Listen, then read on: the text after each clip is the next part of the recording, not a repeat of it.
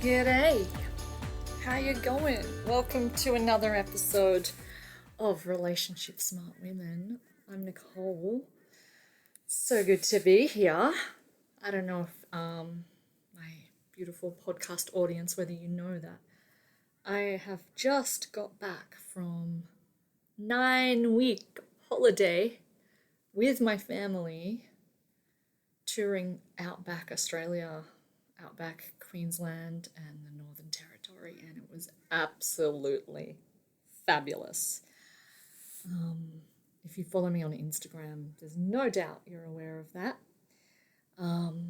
But I'm not here to tell you all the amazing things about my trip, although I might do at some point because I think it's definitely relevant to relationships. Hey.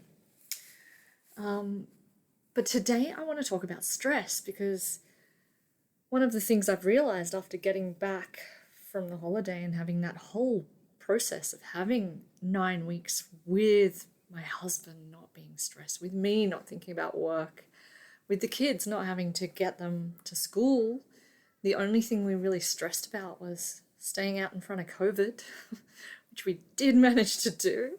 Totally high-fiving. I mean, pulling that off in the current border closures and all sorts of things felt like a bit of a miracle.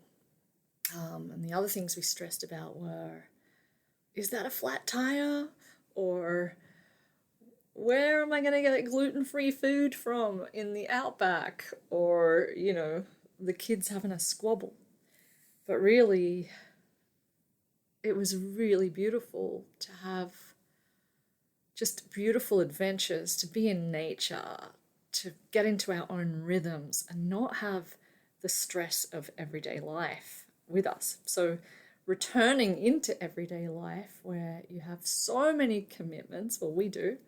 You have work stress, you have financial stress, you have all the things going on and trying to juggle it all. I'm noticing how easy it is to get back into stressful ways. And I'm noticing how different it is in my relationship, when we're stressed. Because just a week ago, we were still in this blissful state of just being rested.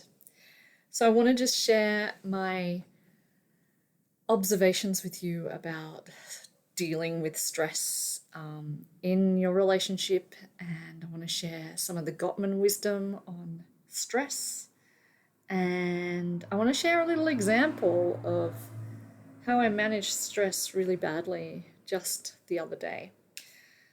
So let's start there. My husband went back to work and had a stressful first day and came back and shared with me what he's stressed about. And I noticed myself comment and respond to him from a place of annoyance, of kind of having had enough of his stress. And that comes from all the years of him being stressed and my fear about what that does to us as a couple, as a family, and maybe losing him a little to stress. So I responded from that place with kind of just get on with it. Well, you're just going to have to do it. Just look after yourself so you don't get too stressed, like really advice-y kind of feedback. And I noticed that it really didn't help him, which, is the truth, hey, when we respond like that. And I actually went and had a shower, and while I was in the shower, I was like, oh my God, can you imagine if I responded to one of my clients like that? I would not dream of responding to one of my clients like that. If it was one of my clients, I would come from this very sort of untangled place and I would respond from curiosity. I'll be like, okay, tell me more. What is it exactly that stresses you? What's the deeper part of that? How does it feel for you? What support do you need? I'd get really curious, and I'd get really caring, and I'd get really empathetic as well. So I'd go, wow, gosh, that's a lot. And so what I did is I went back out to my husband and I said, hey, do you mind if I respond to that stress conversation differently? Like, can you give me a second chance? And he was like, sure can. And so I just said, hey, I get it. That's really freaking stressful, what you're going through, and to be thrust straight back into that. And, I know where that stress comes from is because you care so deeply about other humans, and that's actually what I love about you. And, just pretty much a very different response to the first one. And it got me thinking about how important it is that we have the capacity to hold the place for stress in each other's life when you're in a relationship. And Gottman talk about stress-reducing conversation as something that you should probably have introduced as a regular thing. Whether it's daily, you could, hey, well, how was your day? What are your stresses? What are you carrying? Let's lay it all out. I can't imagine it happening daily in a busy family these days, but weekly for sure, I think would be a good idea. And it doesn't have to be a formal thing. It can be more just something to notice when a stress conversation arises, that there is a way to do it that can create a safe place, a safe haven for your stress, for your partner's stress, that allows you to be each other's support so much nicer, right? And I think often we can't be each other's support because we're worried about how their stress is going to impact us and the family, and how much strain and drain it's going to cause, and how grumpy your partner's going to be. But us not accepting and holding and supporting and creating that safe place for them to let it out a bit is not going to help with that stress. It's actually going to add to it. So here's what a stress-reducing conversation might look like. This is the things that the Gottmans would include in it. Is number one, active listening. So active listening, you probably have heard of that before, and it really just means that the job of listening is as important as the job of speaking, in that you are not in your mind thinking, how am I going to respond to this? What about me? Thinking of your own story here. You're actually really with them, with their part in this, with their story in this, with their experience of this, and getting curious. And one way that I get my clients to do this so that they stay in active listening and they don't forget, because it can be really easy for our minds just to wander back into our experience and how we're going to respond to this and how that's not true. Yeah, that's what we usually do. I get them to take a pen and paper and jot down the notes, and that's actually also a Gottman activity called the Gottman Rappaport. Another thing to do is to take turns.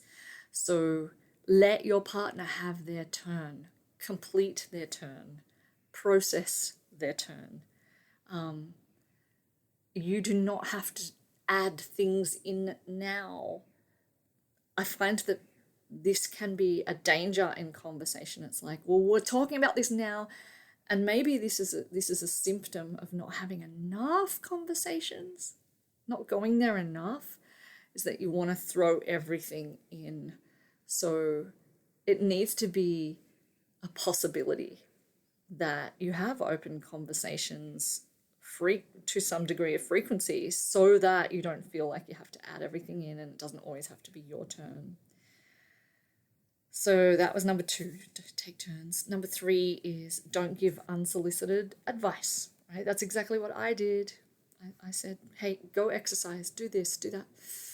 Just don't bring it in here with me and the kids. Not helpful.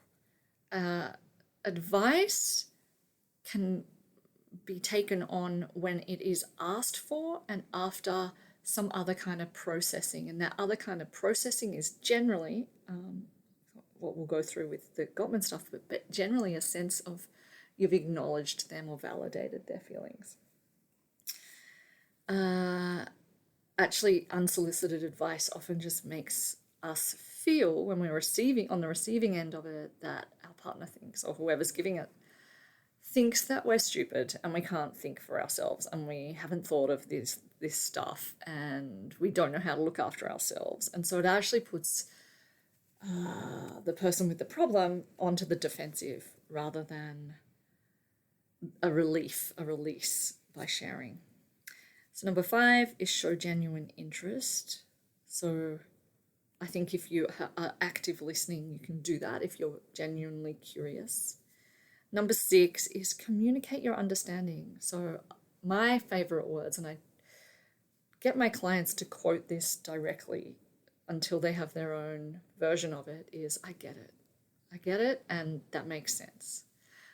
I prefer that to I understand, or I understand completely, because sometimes that can trigger a part of us that goes, how could you possibly understand? You don't understand.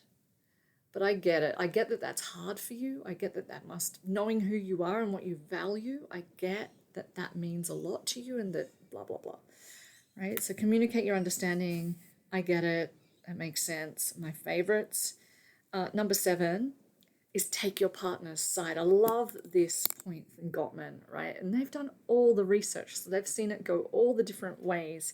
And they see that couples that do this well and are successful take each other's side. So instead of going, well, you can be a bit of a pain and no wonder your boss is annoyed at you for that, it's like you must take your partner's side. So, wow, that's really unfair if your boss must be really hard for you. Much better. Because it's you and your partner in the world together as a team. Now is not the time to try and change them when they're stressed at work or something else is going on. And that's number 8, the Gottman advice, which is we against them. So yeah, really coming together with, as a unit but to not combat. I'm thinking of all these aggressive words, but to go out into the world with that support.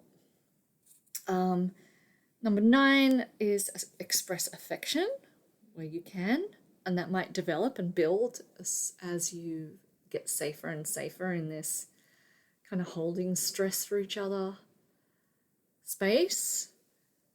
Oh, and number 10, one of the most important things, and something I've mentioned a couple of times already, is validate emotions. So that's that I get it. I get that must be really stressful for you. I get that must be hard. I get that you must feel really sad about that or really stressed. Makes sense. Yeah. Or I would feel exactly that way too. How nice does it feel to be validated? Oh, it's like, you are not crazy. You make sense. I, as your partner, I get you. I understand you. I'm with you on this. I know you well. And I know that situation must suck for you. How much better is that than what I did? Unsolicited advice.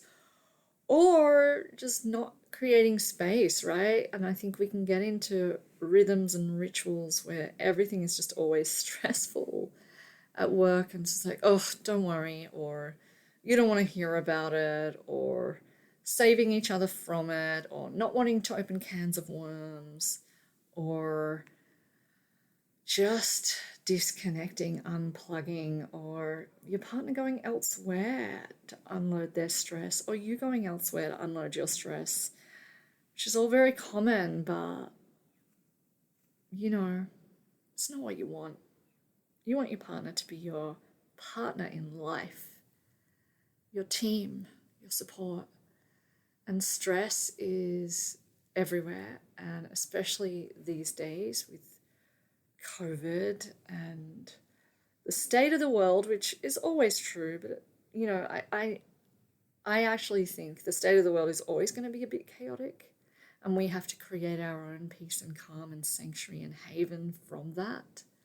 And that starts at home.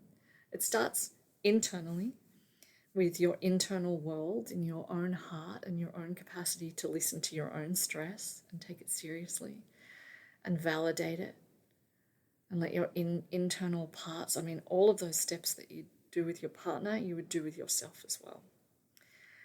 And then it starts with your relationship, right? It's a haven.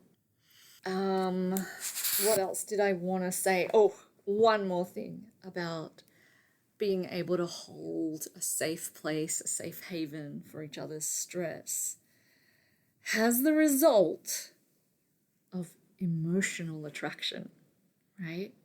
And a lot of us do struggle with desire and libido and attraction. And it is not about, our sexual response in moments of sexual intimacy most of the time. It's about all the stuff around it. It's about everything in your relationship and the integrity of it and the sense of connection. And so I actually think this is one of the sexiest things you can do. Emotional attraction is a big deal. And the other thing I want to say is it might be the case that you have to really be the leader on this, and that might trigger you because you're like, far out, why do I always have to do everything? And there's a part of you that's really not happy about that.